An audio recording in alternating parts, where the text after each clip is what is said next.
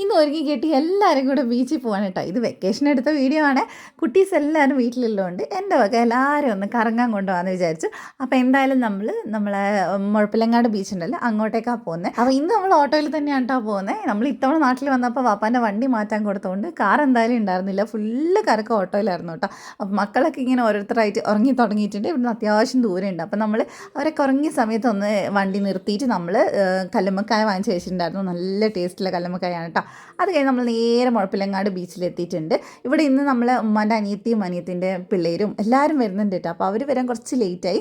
അപ്പോൾ ആ സമയം കൊണ്ട് പിള്ളേർ നല്ല കളിയായിരുന്നു. ഈ ടോയ്സൊക്കെ ഇവിടുന്ന് വാങ്ങിച്ചാണ് കേട്ടോ. കഴിഞ്ഞ തവണ വന്നപ്പോഴും വാങ്ങിച്ചിട്ടുണ്ട്, അത് മുഴുവൻ പൊട്ടിച്ചു. ശരിക്കും നമ്മൾ 90s ഈ വെക്കേഷൻ എന്ന് പറയുന്നത് ഭയങ്കര എന്താ പറയുക മെമ്മറബിൾ ആയിട്ടുള്ള ദിവസമല്ലേ. അതുകൊണ്ട് തന്നെ നമ്മുടെ മക്കൾക്കും വെക്കേഷൻ നല്ല അടിപൊളിയായിരിക്കണം. വലിയ കുട്ടികളായാലും അതൊക്കെ ഇങ്ങനെ മെമ്മറിയിൽ ഇങ്ങനെ ഓർത്ത് വെക്കാൻ പറ്റുന്ന രീതിയിൽ ഉണ്ടാവണം എന്നുള്ളത് എനിക്ക് ഭയങ്കര ആഗ്രഹമുള്ള കാര്യമുണ്ട്, ഇഷ്ടമുള്ള കാര്യമാണ്. അപ്പം ഞാൻ മാക്സിമം അവരെയും കൊണ്ട് പുറത്തേക്കൊക്കെ പോകാൻ നോക്കലുണ്ട്.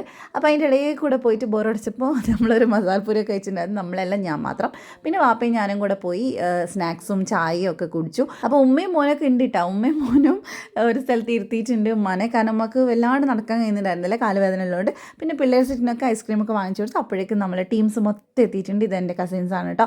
അപ്പോൾ എല്ലാവരും കൂടെ പിന്നെ കച്ച് വാങ്ങലായി. പിന്നെ ഇവിടെ വന്ന മെയിൻ കാര്യം നമ്മളെ ലൊട്ടക്കച്ച്, മിക്സർ കച്ച്, മുറുക്ക് കച്ച്, അങ്ങനെ കുറേ ഐറ്റംസ് കണ്ണി കണ്ട എല്ലാം വാങ്ങിച്ചിട്ടുണ്ടായിരുന്നു. അതൊക്കെ കഴിഞ്ഞ് ഇതാണ് ഉമ്മാൻ്റെ അനിയത്തി. ആൾ നല്ല വൈബാണ് കേട്ടോ. പാട്ടൊക്കെ കേട്ട് കഴിഞ്ഞാൽ നല്ല രസമാണ്.